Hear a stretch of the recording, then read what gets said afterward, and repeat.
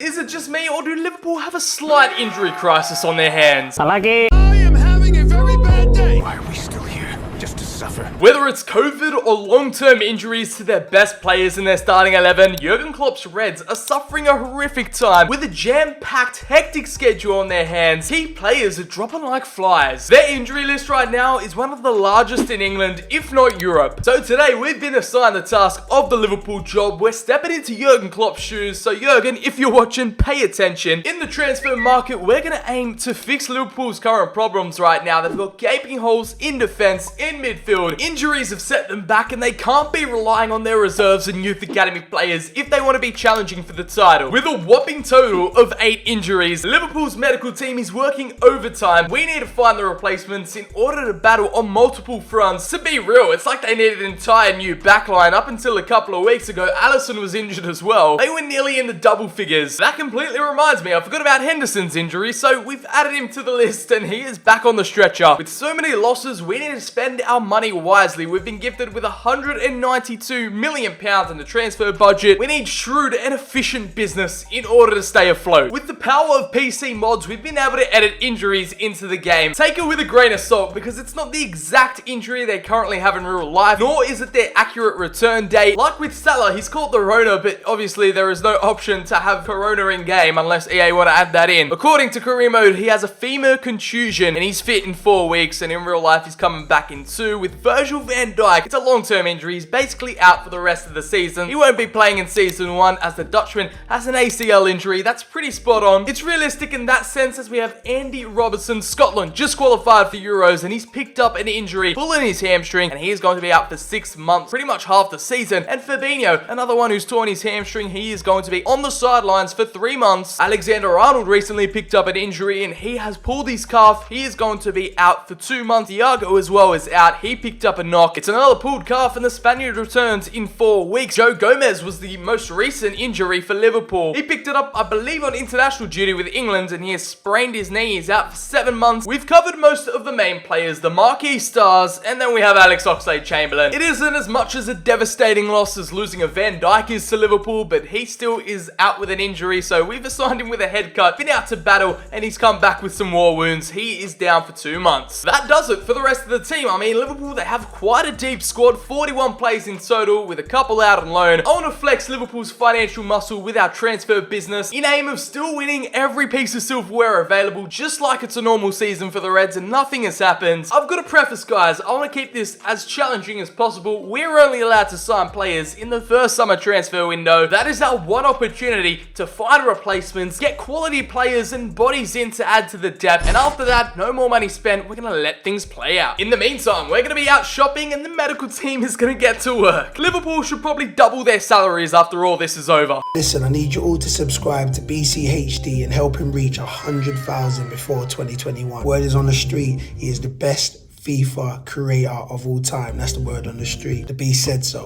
Here is our first signing of the Liverpool Injury Crisis Challenge, and the transfer business has kicked off with Nicolo Barella arriving at Anfield, the new number 16, and our first point of attack has been the midfield. It was a cheeky swap deal which saw Gini Wijnaldum. Yes, I know a few of you Liverpool fans, you might hate me for that one, but it's the new generation shining through, and I really think he could be the predecessor to Thiago. The Spaniard's approaching 30, and I think we need that new blood and energy in the middle of the park. An engine, a box-to-box midfielder, and I really think he can thrive under Jurgen Klopp. He wasn't cheap, by the way, either. £32.2 million plus the Dutchman headed to the San Siro. He's here and he's perfect. It's our second purchase. It's the flavour of the month right now. Jack Grealish of Aston Villa is joining us here at Liverpool to help out. I'm planning to convert him into a right winger just to see how he performs in Salah's position, but it's another cheeky swap deal, £12.5 million plus Diogo Jota. And I know, it's not a swap deal challenge whatsoever, but we're working on a budget here. We got positions to replace and it's not cheap. The swap deals the AI are offering us are just too enticing right now. It's lowering the transfer fee prices. I was desperate to get a hold of Jack Grealish and to see how he'd perform here at Anfield at a bigger club. I still don't know how he's at Aston Villa in real life. He can provide that something special, the flair in the attack, and the position change is going to get underway on day one, and that's how we're going to find the answer to our Salah replacement. I can hear all the Liverpool fans breathing breathe a sigh of relief as we're finally focusing on the defense. It is an Andy Robertson replacement, or just to fill in his boots for the time being, it is Mark Cucurella from Getafe. The new number 20 will be starting at right back, and I didn't realize this. It wasn't a swap deal, it was just a flat out transfer fee in one of our most expensive deals to date. He's quite versatile, he can play anywhere on the left hand side. We're going to focus him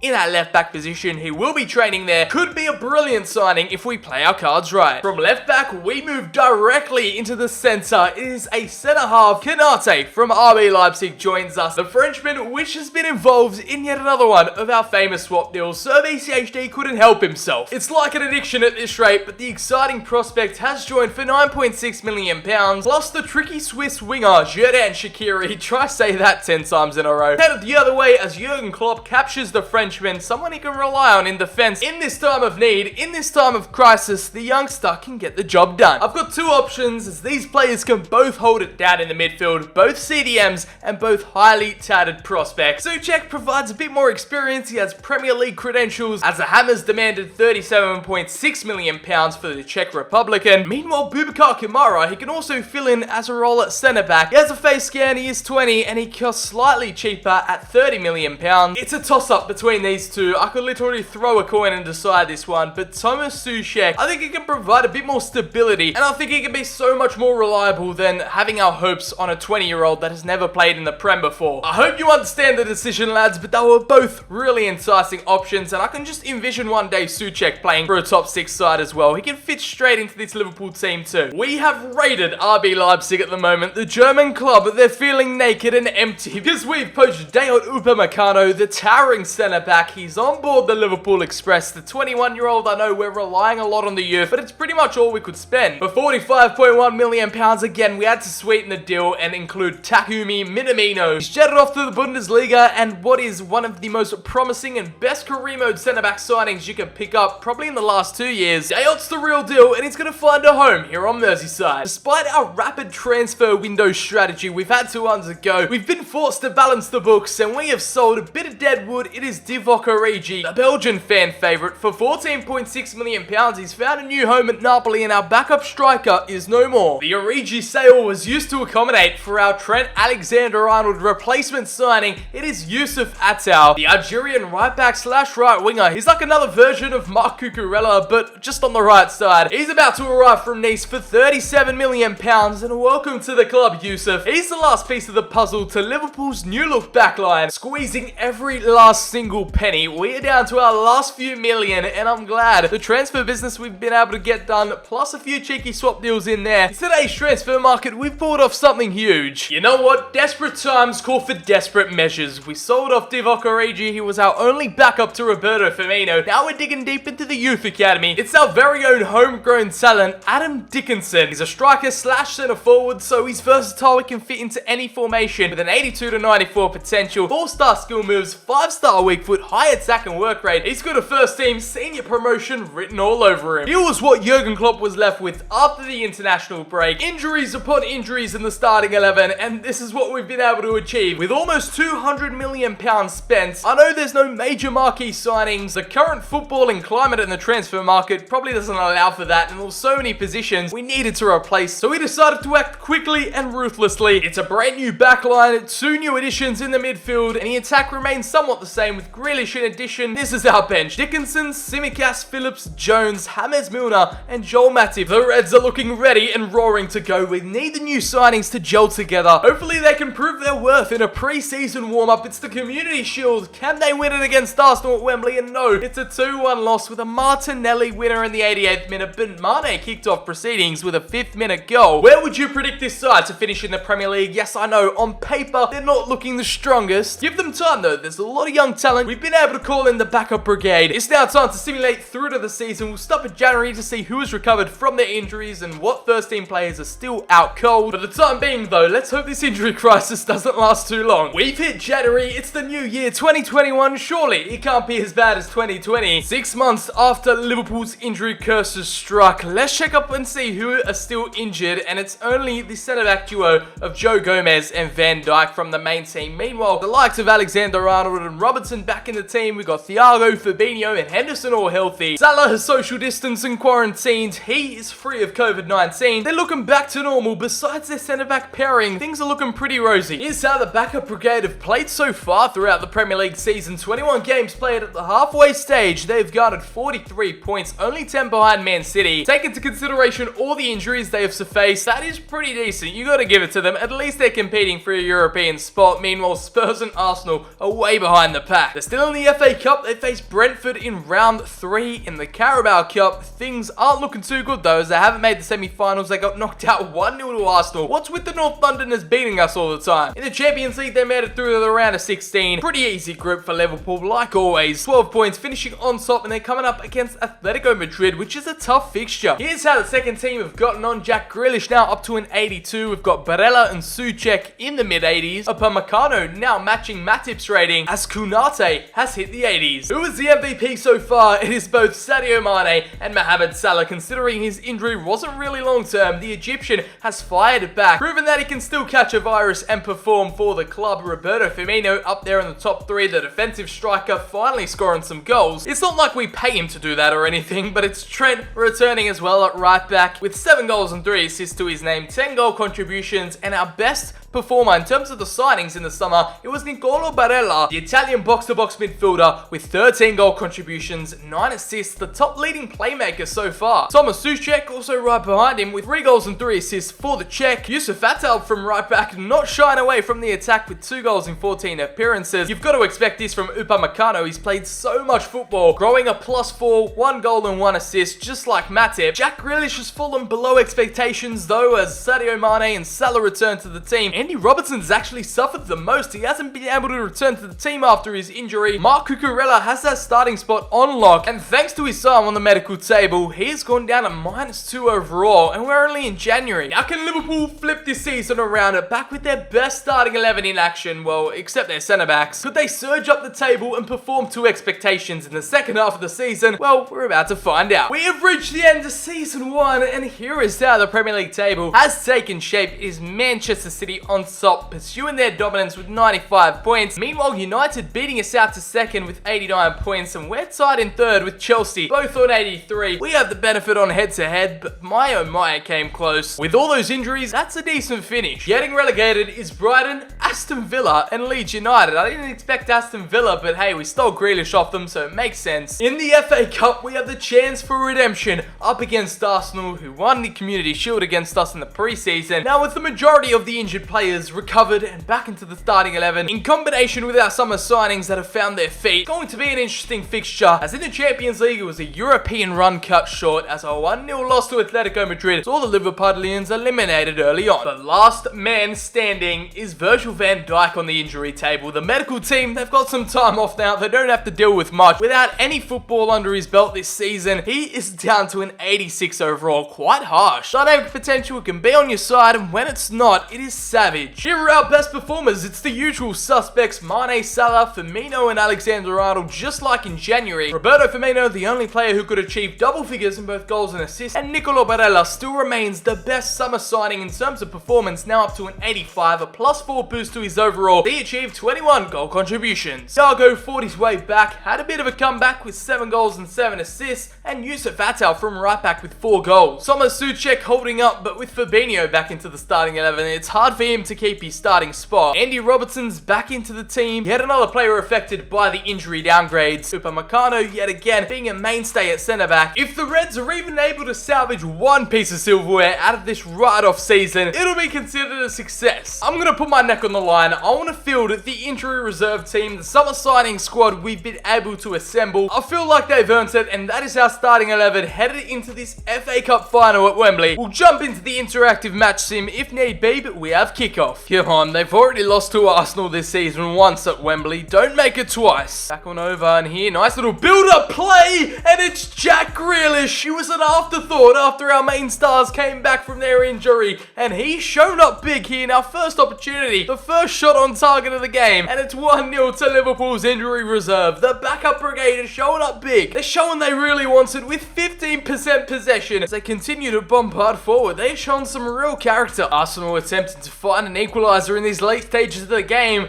The FA Cup final, anything can happen. The magic is still there as they continue to try and get a shot away, but our defense stands strong for the time being. Backup Brigade have only gone and done it at Wembley on the bright sunny Saturday. They come out on top as English Cup winners, and the Liverpudlians finally have something to celebrate this season in what has been such a depressing time with injuries and COVID nonetheless. But Mino can't even believe it himself. He is starstruck. What a moment lifting up an iconic dark mode black FA Cup trophy. It's one of a kind, and Grealish, the future of English football. Is he a part of your national team? Let us know down in the comments below, but he's definitely getting hyped up towards the back end of 2020, and there he is, doing Liverpool proud, and he's proven to his doubters that he can achieve big things here in the top level. After dumping £2 million in the summer transfer window, definitely more than we bargained for, but hey, we're here. At least one trophy captured after an injury-riddled campaign. We wrap up the injury crisis era in Season 1, but in the second campaign, in combination with some of Liverpool's best stars and the signings we completed last summer, I want to see how they can all gel together in conjunction and work together for that one common goal and win the Champions League. That's our aim. That's the goal. We're setting the bar high. Here's your look at Klopp's starting 11 for Season 2. It's a combination of his best stars and a few of our summer signings from Season 1 sprinkled in there. They're involved in yet another pre-season warm-up, a matchup against Man City. The perfect way to start off Season 2 with a trophy under our belts. Let's see if we can capture the Community Shield, and we do exactly that. Mohamed Salah in the 60th minute, and Bobby Firmino got proceedings underway with a 15-minute strike. Could that victory just be a preview of things to come here in Season 2? I sure hope so. We're giving ourselves one shot for Champions League glory. Last season was a blip. It was a write-off. We can forgive it. We had some excuses, but now it is crunch time as we get put into a group of Inter, AS Monaco, and Copenhagen, drawn into Group A. It's Season 2 all wrapped up, and it's the Premier League title all wrapped up. As the Reds finish on top as champions, we've managed to make the best out of a bad situation, and it's taken us the second campaign to do so. A 5-point margin over Manchester City, and Spurs and United were no contest. In what was a riveting season, I assume not too many injuries went down, well, not to the rate of last season, as it's Stoke City, Swansea, and Derby County, all the promoted sides going straight back down. We already know we won a cheeky domestic double with the Community Shield on top. No FA Cup glory this time around. We couldn't defend our title as it was the almighty Fulham who knocked us out 3-2 in round 6. The Cottagers denied us of a domestic treble, but yet again the Carabao Cup shows us no fortune as we were knocked out against Leicester City 5-4 on penalties in round 4. Here is how it went down in the Champions League though. Group A saw us make it out alive on top of the table with 15 points, just like Inter. Our FA Cup and Carabao Cup performances don't fill me with confidence, as in the round of 16 this was where they were eliminated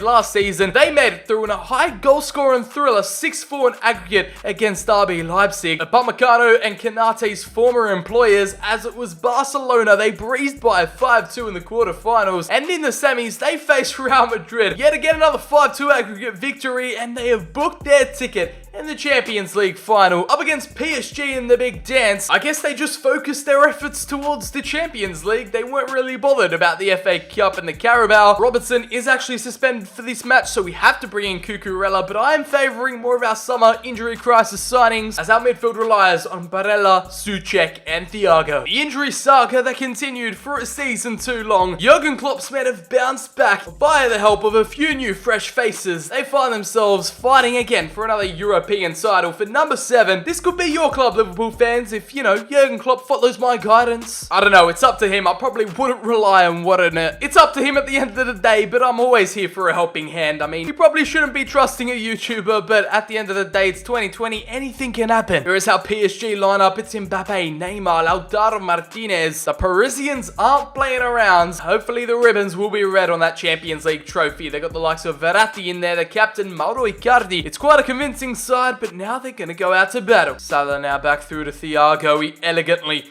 finds his way through with a cheeky bit of footwork. It's Cucurella who fires the delivery into the box, and Roberto Firmino is there to tap it home. The Brazilian gets on the end of it, and it's a picture-perfect ball from the Spaniard on the left-hand side. What a way to kick off this Champions League final, catching PSG out cold, and their defense just standing still. It was an arrowed ball. The accuracy was there, the pace was there, and Felipe didn't know what was coming. From point-blank range, it was Navas that stood no chance. Breeze past the defender. Roberto Firmino, Souček will fire that through. Mane had a chance. He's on this right-hand side. He's going to pull the trigger. They just don't want to cross it into the box, the CPU. What are PSG doing? Dagba Now through to Verratti. They're trying to find another outlet to attack. It's Saul. They're trying to get one back before halftime. Mbappe slides it across. And what a save from Alisson. Can we get an instant replay, please? Van Dijk completely ignored the ball. And it was a double leg save from Alisson to keep it out. Upamecano trying to bully Mbappe off the ball, but he's lost that race. Alisson came out. It was Mbappe trying to chip. And Lautaro Martinez got there in the end. He followed through with the leftovers and he's finished his dinner in front of goal. Alisson way off his line. Our defense just nowhere to be seen. And Lautaro snuck in behind like the ninja he is. It's all tied up, people. This one's going to go down to the wire. Lautaro Martinez tries to get a second attempt and Alisson's coming into his own tonight. Mbappe, get that clear, boys. Alisson again, first to pounce onto it. This has been a really intense Champions League final. And it's going to continue here in the last 12 minutes. We have Thiago back on through to Barella. And Barella with Salah, all this space on the left-hand side. A little pirouette inside. It is now Salah attempting to find a teammate. Alexander-Arnold threads through Roberto Firmino. And there is an unmarked Souček. We bought him in Season 1. The former West Ham man. Out of all players, an unlikely hero and an unlikely source of goal. But he had the easiest tap-in his life. And he took full advantage. All he had to do was place it home. And PSG don't know what have hit them. Jurgen Klopp's not really one for the triple substitution. But it's Fabinho on for Souček, the goal scorer. Jack Grealish is going to come on for Salah, who really hasn't impressed me, and it's the homegrown talent Adam Dickinson on for Roberto Firmino. And that is all we have time for tonight. Thomas Souček, the hero we needed but didn't deserve, and his transfer in Season 1 paid off. We invested and we believed in the lad. He came through. From the injury crisis to a Champions League final. Big ups to the medical team. Big ups to our last minute Jurgen Klopp summer transfer business. It has been an exhilarating ride in 2 seasons, an FA Cup, a Community Shield, a Premier League title, and of course now the Champions League trophy. Champions of England, champions of Europe, and Virgil van Dijk is back after months on the sideline. That has been it for the Liverpool injury crisis era drama. It's rebuild challenge complete, and I hope you all did enjoy. If you did, drop it a like down below, hit subscribe, turn on those notifications as we're on the hunt